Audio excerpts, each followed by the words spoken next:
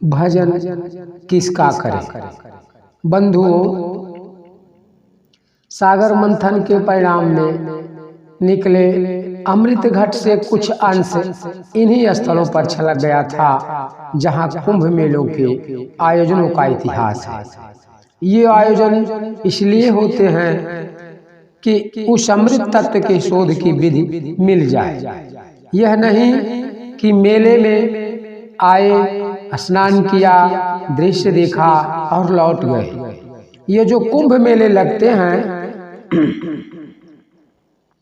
मात्र इतने के लिए ही लगते हैं कि धर्म के विषय में, इष्ट के विषय में, अपने कल्याण के रास्ते में हमारी जो भ्रांतियां हैं मिट जाएं। संप्रति गीता और अन्य योग शास्त्रों के अनुसार एक परमात्मा और उसकी प्राप्ति की एक निर्धारित क्रिया के स्थान पर असंख्य पूजन पद्धतियां प्रचलन में हैं। कोई कहता है गाय धर्म है, कोई कहता है पीपल धर्म है, तथा कोई वर्ण और आश्रम का महत्व बताता है। अतः यह प्रश्न उलझता ही चला जाता है कि सनातन धर्म क्या है। आज का प्रश्न भी ऐसा है कि इष्ट कौन है और भजन किसका करें। दुनिया में सबसे अधिक धार्मिक भजन चिंतन करने वाला, पूजा पाठ करने वाला हिंदू ही है। परंतु आश्चर्य की बात तो यह है कि धर्म के प्रति इतना आस्थावान हिंदू जीवन के अंतिम समय तक यह निश्चय ही नहीं कर पाता कि हमारा इष्ट कौन है, हमारा भगवान कौन है, हम किसकी पूजा करके कल्याण को प्राप्त हो सकते हैं। इसके मूल में देखा जाए तो बहुदेववाद का प्रचार ही एक निष्ठ होने में सबसे अधिक बाधक सिद्ध होता है। एक ही परिवार में 10 सदस्य हैं तो सबके देवता अलग अलग हैं। कोई हनुमान का भक्त है, कोई शिव का, कोई देवी का, तो कोई किसी अन्य देवता का। अपने अपने देवी देवताओं के लिए लोग एक दूसरे से झगड़ा भी करते देखे जाते हैं। किसी को यह मालूम नहीं कि शाश्वत कौन है, किसकी उपासना से शाश्वत धाम की प्राप्ति होगी। अनेक देवी देवता हमारे मन में इस प्रकार समा गए हैं कि अंत समय तक हम किसी पर विश्वास ही नहीं टिका पाते।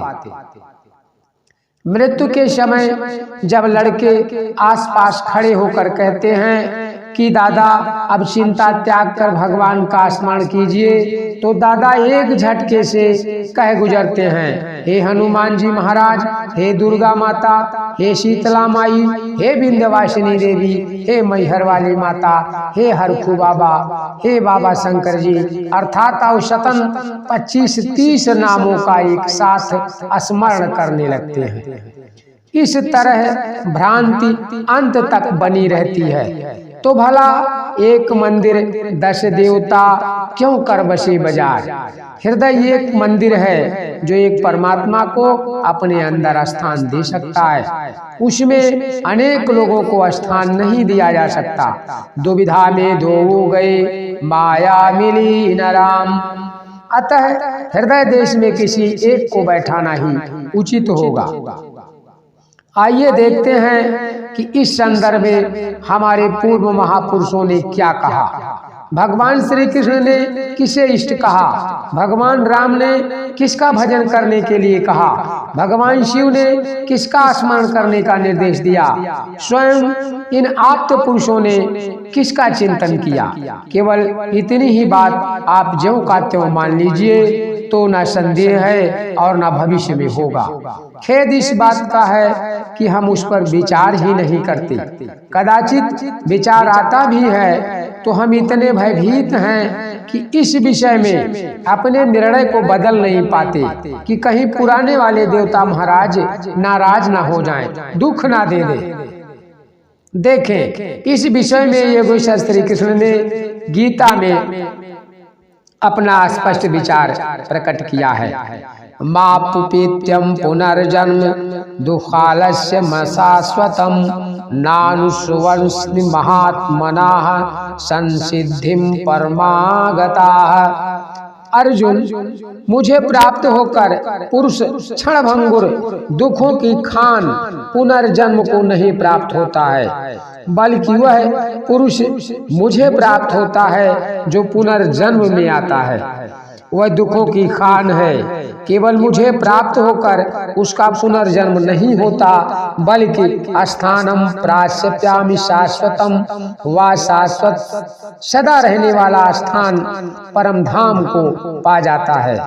अब देखना है कि पुनर्जन्म में आता कौन कौन है। आ ब्रह्मा भो नाल लोका पुनरावर्तिनो अर्जुन मामुपेत्यम तु कौन्तेय पुनर्जन्म ना विद्यते। गीता के 8/16वें श्लोक में अर्जुन, ब्रह्मा से लेकर 14 भुवन चराचर जगत पुनरावर्ती स्वभाव वाला है, किंतु मुझे प्राप्त होने वाला पुरुष पुनर्जन्म को प्राप्त न होकर शाश्वत धाम को पा लेता है। स्पष्ट है कि ब्रह्मा और उनके द्वारा सृजित सारी सृष्टि मरण धर्मा है।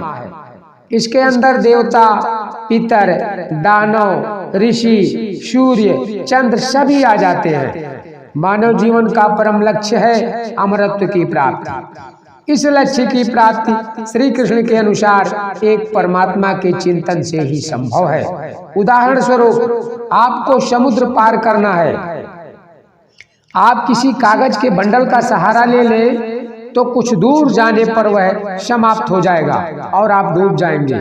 इसी प्रकार अन्य कोई भी साधन जो स्वयं डूबने वाला है, कमजोर है, उसे ग्रहण करके पार जाने की आशा करना दुराशा मात्र होगी। इसी प्रकार जो स्वयं मरण धर्मा है, नश्वर है, वह आपको शाश्वत धाम नहीं दे सकता, अमरत्व नहीं दे सकता, मृत्यु अवश्य दे सकता है। अतः एक परमात्मा का चिंतन ही गीता का उपदेश है। जब गीता के अनुसार देवता अशाश्वत और दुखों की खान है, तो फिर उनकी पूजा क्यों होती है? इस पर श्री कृष्ण ने बताया अध्याय 7 में, हे अर्जुन, जिनकी बुद्धि कामनाओं से आक्रांत है, ऐसे मूढ़ बुद्धि युक्ति लोग ही अन्य देवताओं की पूजा करते हैं। वहां देवता नाम की कोई सक्षम वस्तु नहीं होती है, किंतु जहां भी पानी में, पत्थर में, वृक्ष में लोगों की श्रद्धा झुकती है, वहां पर मैं स्वयं ही खड़ा होकर उनकी श्रद्धा को पुष्ट करता हूँ, फल का विधान करता हूँ। अर्थात इस पूजने वाले को फल भी मिलता है, लेकिन वह भोगने में आकर नष्ट हो जाता है। रात दिन श्रम तो किया, लेकिन जो फल मिला वह भी नष्ट हो गया। सारा परिश्रम व्यर्थ हो जाता है। भले ही नष्ट हो जाए, कुछ काल के लिए ही सही, फल तो मिलता है ना, तो बुराई क्या है? इस पर अध्याय 9 में कहते हैं कि देवताओं को पूजने वाला भी मेरी ही पूजा करता है, किंतु वह पूजन अविधि पूर्वक है, इसलिए नष्ट हो जाता है। सब कुछ त्याग करके, खून पसीना एक करके आप पूजन में श्रम करते हैं और परिणाम यह निकला कि वह नष्ट हो गया, क्योंकि पूजन अविधि पूर्वक है, उसकी कोई विधि नहीं है। जब श्रम करना ही है तो विधि पूर्वक क्यों नहीं करते? रास्ता चलना ही है तो सही रास्ते से क्यों नहीं चलते? यदि वह देव पूजन अविधि पूर्वक है तो विधि क्या है? इस पर 18वें अध्याय में कहते हैं कि हे अर्जुन, अपने अपने स्वभाव में पाई जाने वाली क्षमता के अनुसार नियत कर्म में लगा हुआ पुरुष मनुष्य जिस प्रकार भगवत प्राप्ति रूपी परम सिद्धि को प्राप्त होता है, वह विधि तू मुझसे सुन। जिस परमात्मा से सब भूतों की उत्पत्ति हुई है, जिस परमात्मा से संपूर्ण जगत व्याप्त है, उस परमेश्वर को अपने स्वभाव से उत्पन्न क्षमता के द्वारा भली प्रकार अर्चनते संतुष्ट करके मनुष्य परम सिद्धि को प्राप्त होता है। अतः एक परमात्मा की पूजा ही विधि है।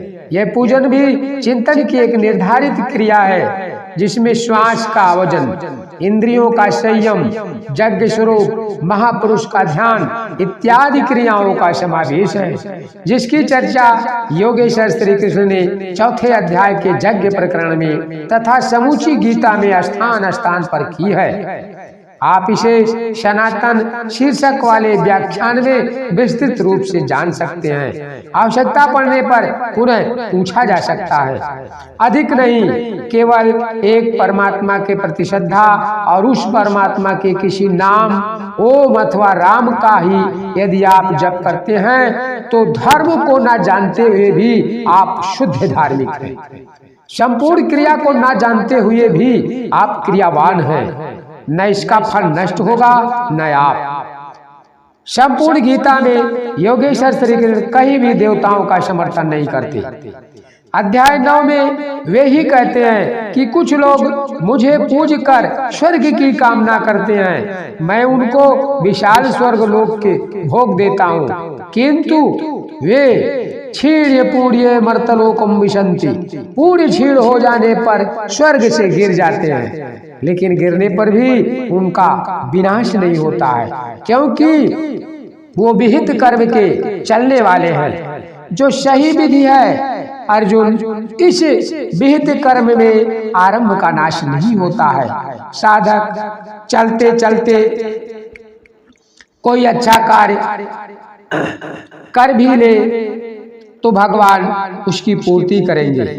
वह वस्तु शाश्वत थी कब, इसलिए वस्तु तो भोगने में आ जाती है, किंतु उस भक्त का विनाश नहीं होता, क्योंकि वह विधि पूर्वक करने वाला है। वस्तुतः ब्रह्मा से उत्पन्न ब्रह्मलोक, देवलोक, पशु कीट पतंग आदि लोग सभी भोग योनियां हैं। केवल मनुष्य ही कर्मों का रचयिता है, जिसके द्वारा वह परमात्मा तक को प्राप्त कर सकता है, अपवर्ग साध सकता है। शरीर धारण के क्षेत्र में आप देवताओं से भी भाग्यशाली हैं, क्योंकि यह तन शुर दुर्लभ है और आपको मिल चुका है। आप उनसे कौन सी आशा करते हैं? आप देवता बन ले, ब्रह्मा की स्थिति प्राप्त कर ले, किंतु पुनर्जन्म का सिलसिला तब तक नहीं टूटेगा जब तक मन के निरोध